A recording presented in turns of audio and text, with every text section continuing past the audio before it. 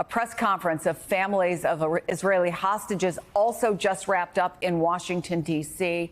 Bring us up to speed on all the latest. Well, Chris, there has been some hope for those families, given that over the last week, we've seen 2 tranches of hostages released.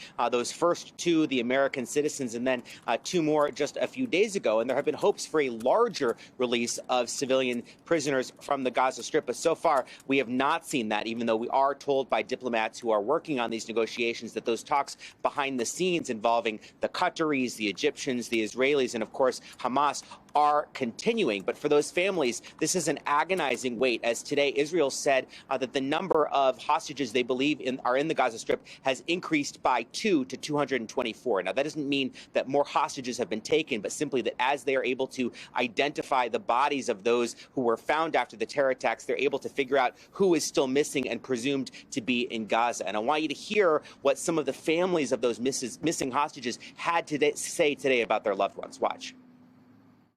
We now have become family.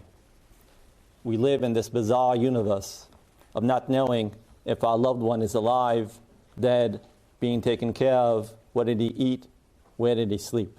We, the families, will not stop until everybody is back.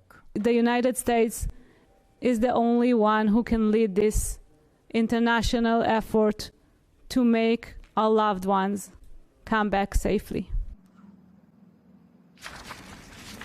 And here in Israel, Chris, there are also about 130,000 people who are now living away from their homes, evacuated from some 100 communities, split about equally between the south of Israel near the Gaza Strip and the north. And today we went and visited a tent city that is being erected in the suburbs of Tel Aviv, where I am, that is expected to house many of those Israelis who had to flee their homes, where rockets are falling every day. They are afraid of additional incursions of terrorists coming from the Gaza Strip or rockets coming over the border from Hezbollah in Lebanon. These Israelis say they are desperate to get back to their homes, that they have no other place to go. But for now, it is simply not safe. And while there are those 130,000 displaced people in Israel, it is a far larger number who have now been displaced, according to UN officials, in the Gaza Strip. Many of them, of course, have fled from the north to the south following those instructions from Israel's military to evacuate the northern Gaza Strip.